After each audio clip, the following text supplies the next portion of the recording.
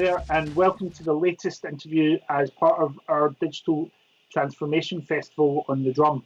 We're going right through until the end of April with this series, but all the sessions will be available on the Drum website.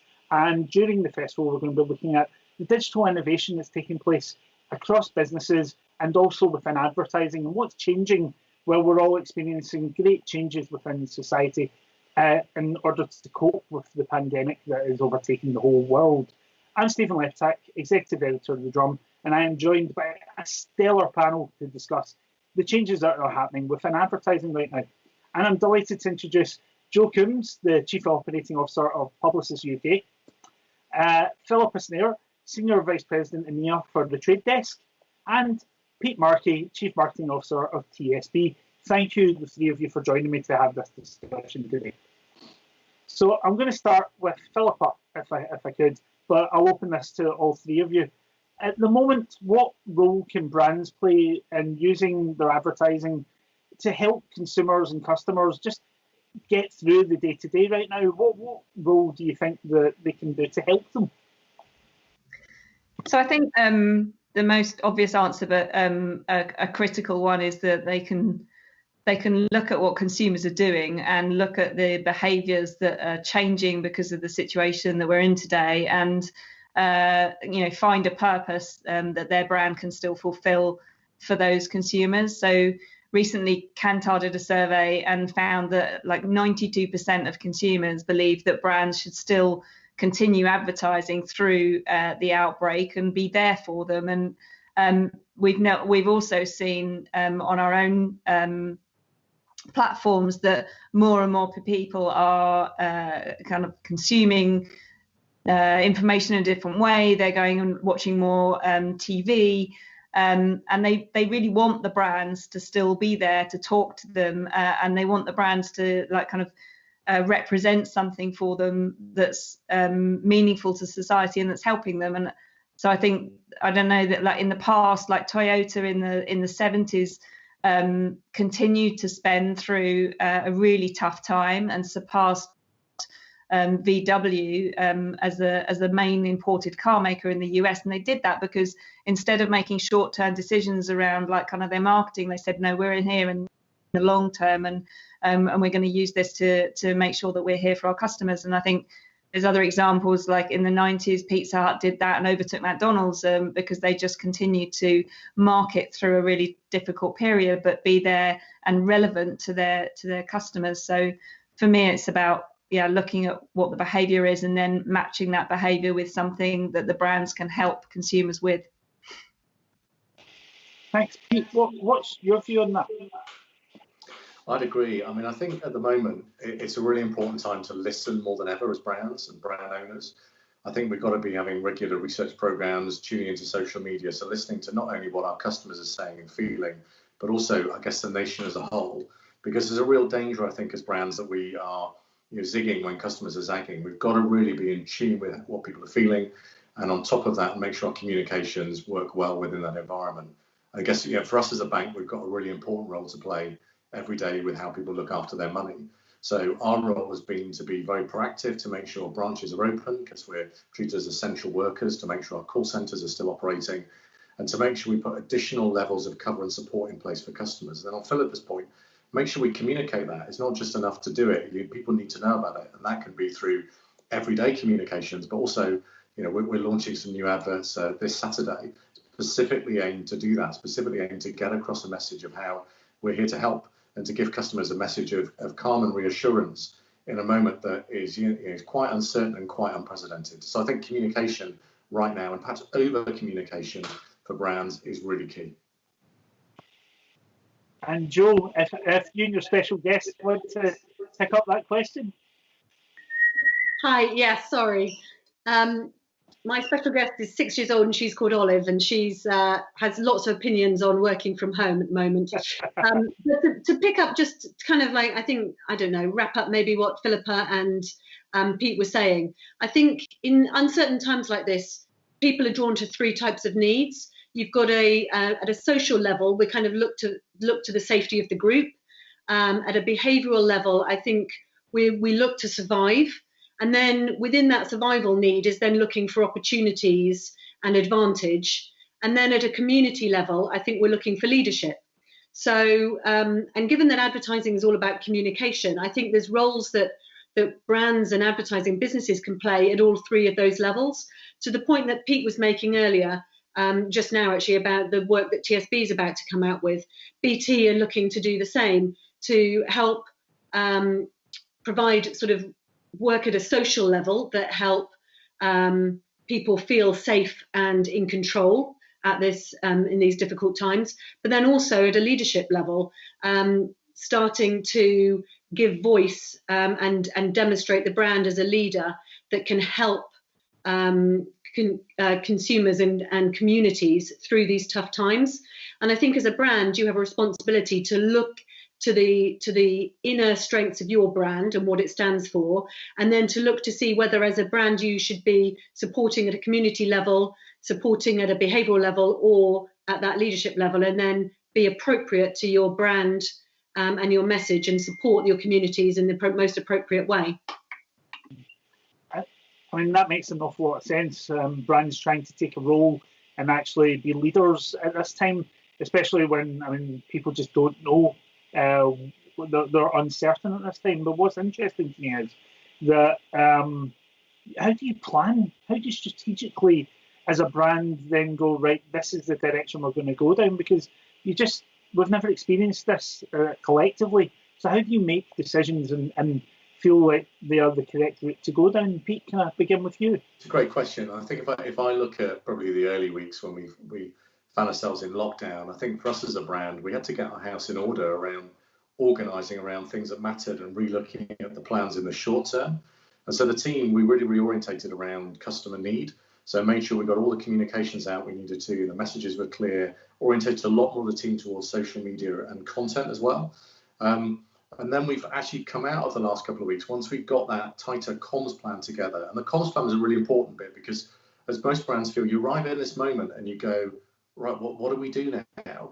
You know, the usual stuff we can't do. We've got to do new stuff. And actually, we've got to learn as we go. So those are what the early weeks look like. And we've got a very tight comms plan that links together what we do and also what our public relations and comms team do. It's an integrated plan that we update regularly. We meet and have a call every evening to go through it and make sure we're aligned. And that has really served us in really good stead over the last few weeks. But probably about 3-4 weeks ago, we started alongside that to look at, well, where do we think the plan then goes in the longer term? That's very hard to predict, isn't it, when we're going to come out of lockdown. But we're now at a point where we've actually looked at 2020 and what we believe the phases through the year will be like, and mapped our activity against what those phases could look like and then what our actions could be. But built enough flexibility in there that if lockdown continues longer or we see different trends emerge, we can shift and move things around to meet those needs at that moment. So look, it's been challenging. I think it's been tough for every brand. So we're not going to pretend any of that's been easy. But actually, it's been quite a rewarding journey to first of all meet the immediate point of need with customers, and then start to look towards longer term brand health and where the emerging situation may be in 3 to 6 months' time. And Joe, where are the agencies supporting their clients in this respect? When they're looking for certainties, how are you able to give them those?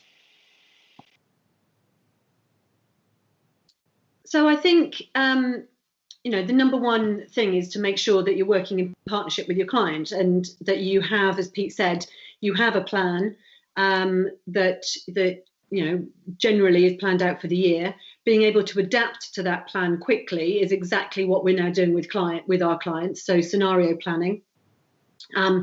Some it's about reviewing, whether it's from one of our media agencies, our comms agencies, whether it's one of our Power of One teams. We've been working very closely with the team to review and client teams which brands should be on air.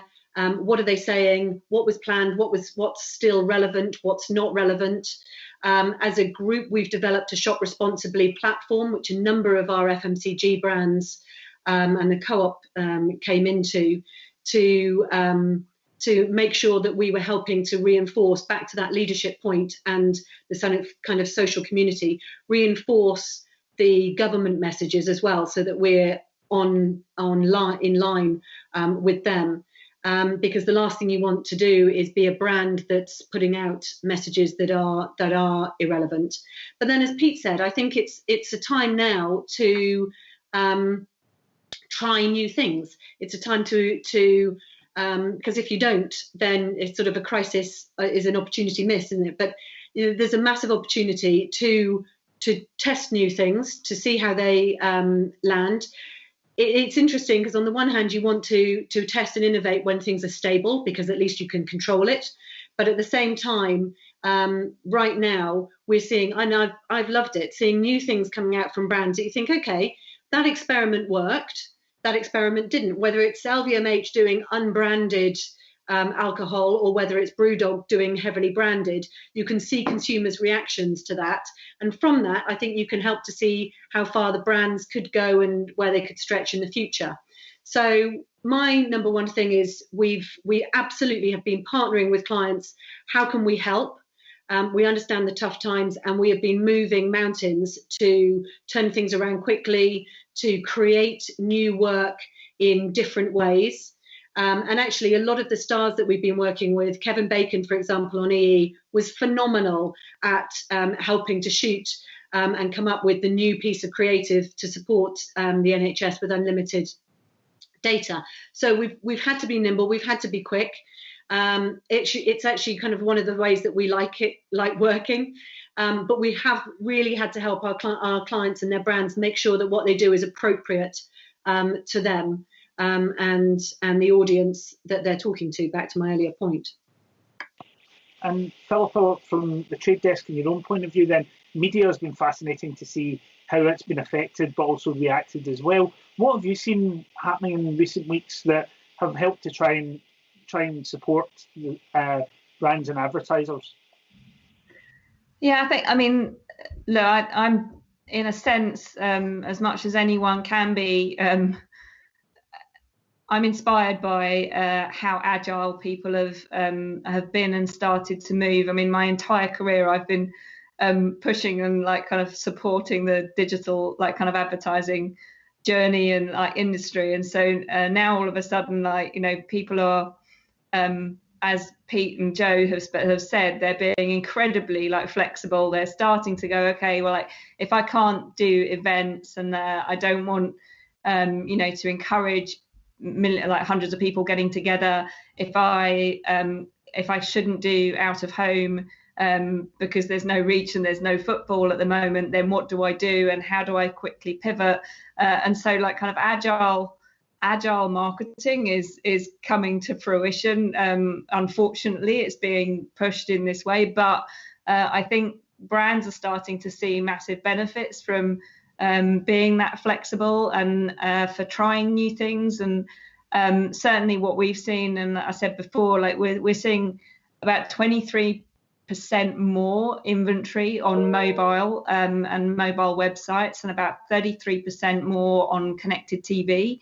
And so really, really smart companies are using this time to try new things and try new channels and figure out how to use this time to invest in their dollars and put them into mediums where they can learn really quickly and they can figure out what's kind of good and what's bad. And the other thing that I'm seeing kind of from our platform, we've got an education platform called the Edge Academy. Normally that would be something that people pay for, but we've given it away for free from the trade desk, and loads of people, we've had hundreds of thousands of people kind of consuming that education content, but I know that other companies are doing the same. So I think there's it's a time to sharpen your skills and to kind of brush up on things that maybe you haven't had time to learn, and then there's a time to use mediums that you wouldn't normally have used to be able to test out new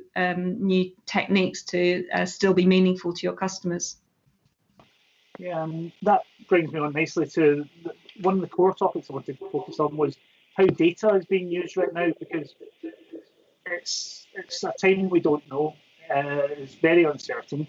So how can you rely on historic data to tell you what people are thinking right now? Is there any tips or anything you've seen happen there and how data can be used right now to inform?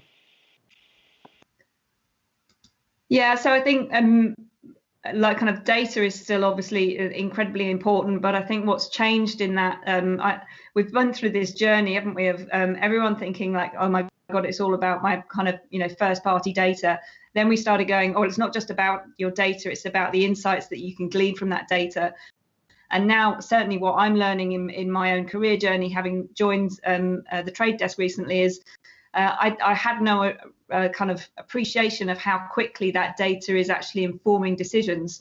And so brands absolutely, need to have and use their first party data, but then how they're then using that data to make split second decisions with artificial intelligence engines, and using that kind of third party and first party data together to say, okay, like, we can see that we know this is our customer. Normally they'd go into a shop. Now they're spending much more time watching, I don't know what, on Netflix.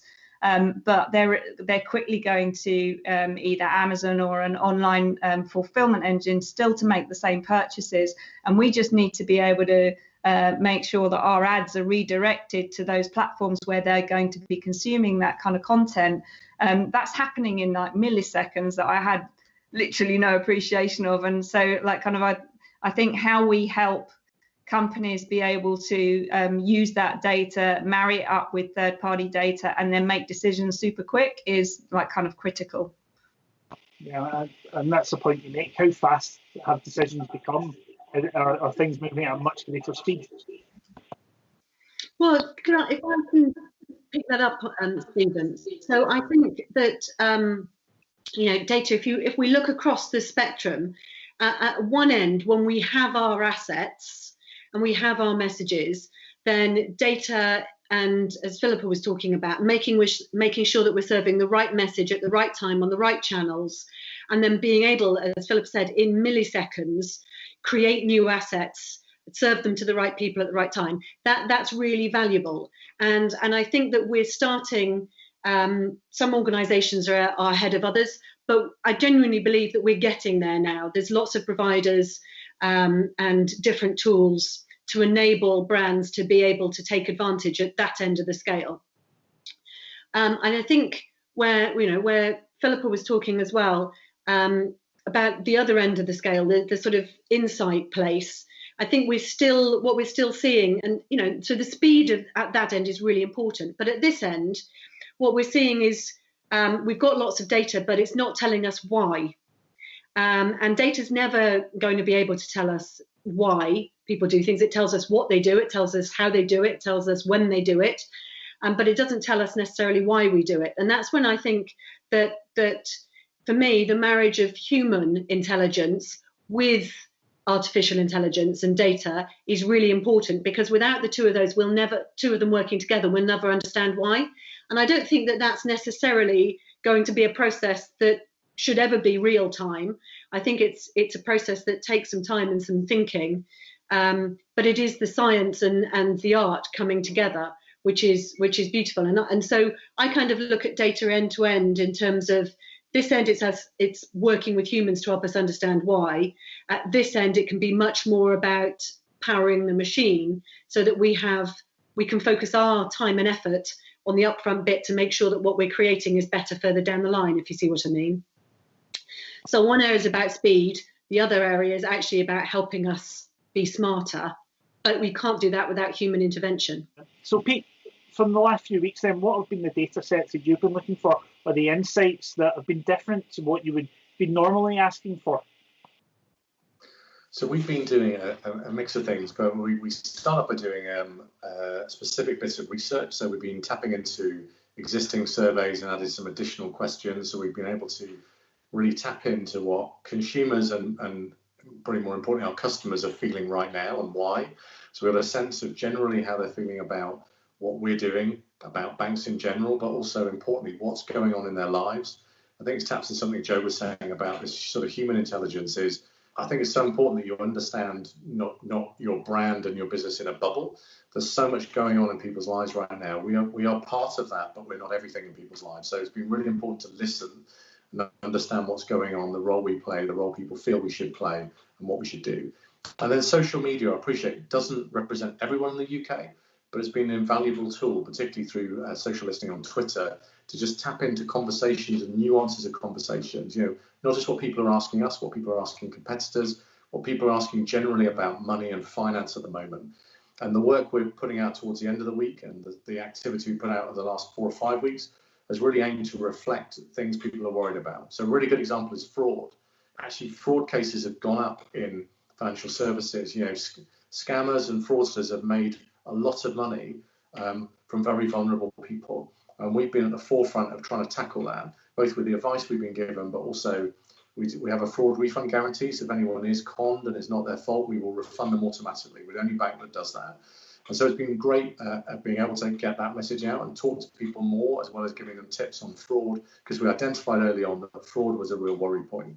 There are many other worry points. We've actually mapped a series of concerns people have got, and we've mapped content and information and activity directly into being able to tap in and answer those points.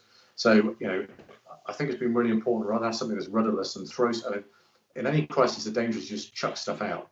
We've avoided that. We're putting stuff out because there's a need for it and because it's answering specific questions. And then tapping into what I thought was very powerful and what Joe and Philippa was saying, actually then often then finding an audience for those messages. So you've got, you know, your organic reach, but actually paid for activity to get service messages out in front of your customers through, be it Facebook or other channels, has been really important for us over the last 4 or 5 weeks. How do we, in the best possible way, reach people in the media they're consuming right now? Radio has also been really important for us as well as a key channel. So we've learned a lot and we're still listening, and it's an ongoing journey. So we're looking at, you're talking about putting an advertising campaign out this weekend, Pete, and I'm curious how you're able to marry empathy, empathetic communications, and be creative at the same time. Is quite a difficult thing to do, or is that something that TSB does naturally? Well, one of the benefits we've got as a brand is when we look at our brand tracking, we're known as a business that's about people helping people, particularly at a local level. And that's a really good bedrock for the activity we're about to put out. And the activity you'll see involves real TSB staff in an environment communicating messages in a slightly different way. But it's done deliberately by real people giving help and support to real people, which we felt was really important at the moment. So our previous style had featured animation that's done very well for us, but we are actively moving away from that approach. And actually this moment has been the right time to shift gear into real people in an empathetic way, delivering messages to real people. And when we get our frontline people that every day are out helping people in branches or on the phones, there's a natural empathy already because they get it. They really get it. They understand what people are feeling and what they're hearing and how they're helping people every day. And I saw the edit earlier on for the ad going out Saturday. We've got a wonderful partner on that. And we've got partners in TSB, a member of staff who runs a branch in Yorkshire. And she's got 2 dogs in the ad. It oozes the empathy of the fact she does this every day. This is her job. She helps people every day. So when you put her in front of a camera, she just oozes helpfulness as well. So it's been great to see that work come together very quickly, and the guys at McCann have worked at pace on that.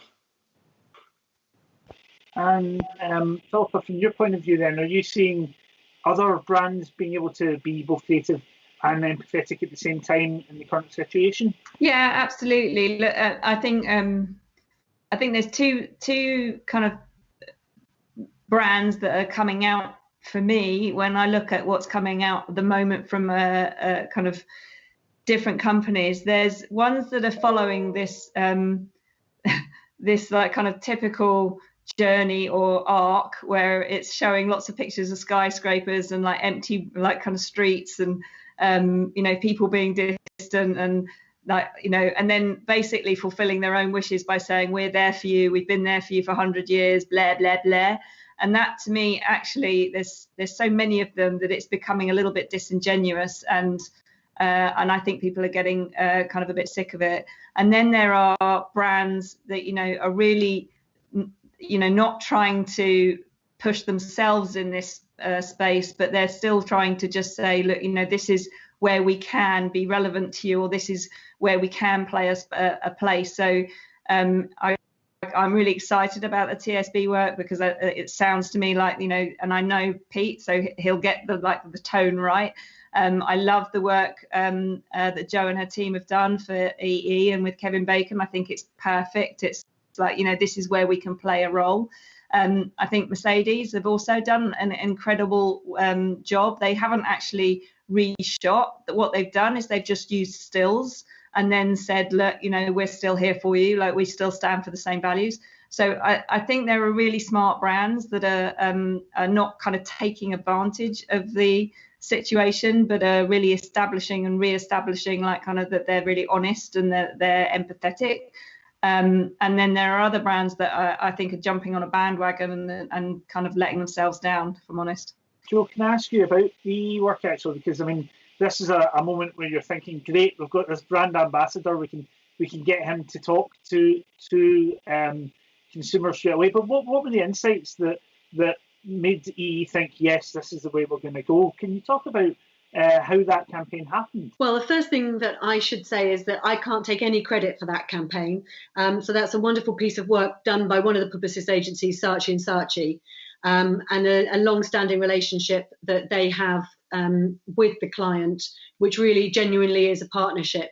And I would imagine that the very first thing, knowing the guys at EE, the very first thing they were looking to do was think about how they can help the key workers at this particular time. So the free data for NHS, if you'd read the press, it was a very instant no-brainer, because they were obviously all having to use their own equipment a lot of the time.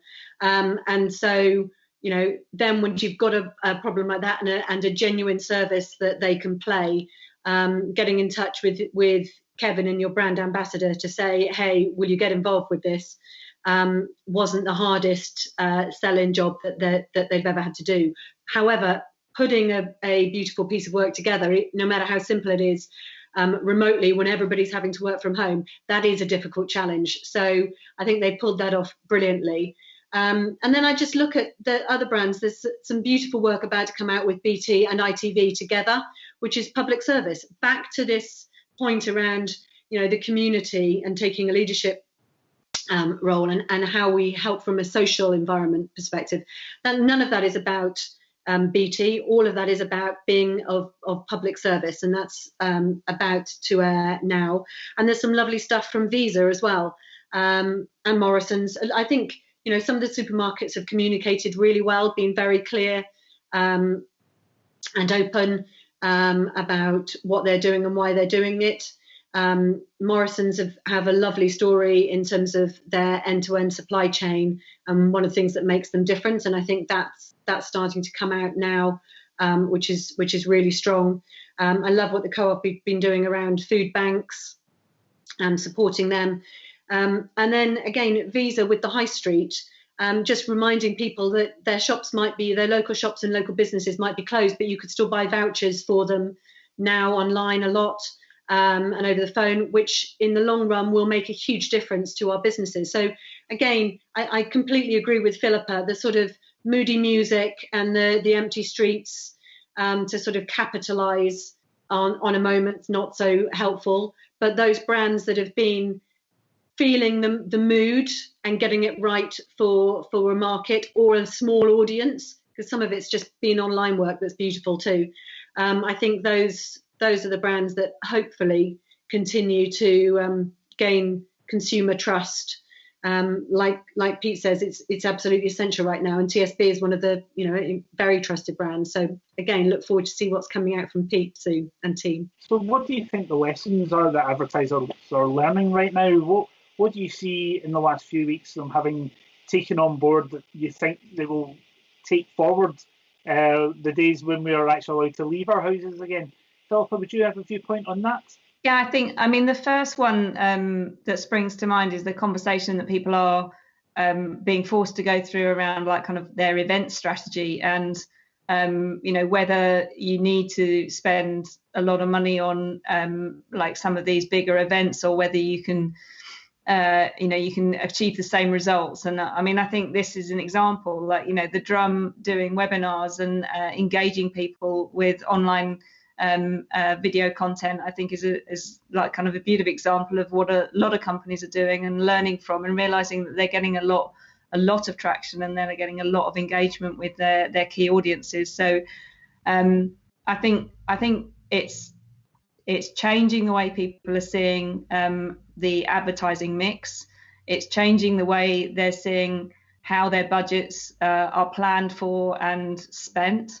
And I think it's also changing how much value you expect to see out of each dollar that you, or pound or euro that you spend. And I think people are becoming much more, leaning much more into being experts on how that money is being spent and whether it's achieving the right outcomes or not, and much more careful. And then I think on the creative side, what I'm seeing is that people are realizing that they can repurpose and reuse creatives with just really smart wording, and they don't necessarily need to have long form content to engage people, but you can still be meaningful and be relevant with some very simple promises. I think Coca-Cola's done it recently really well, because they're using their tagline as "staying apart is the best way to stay united." Like,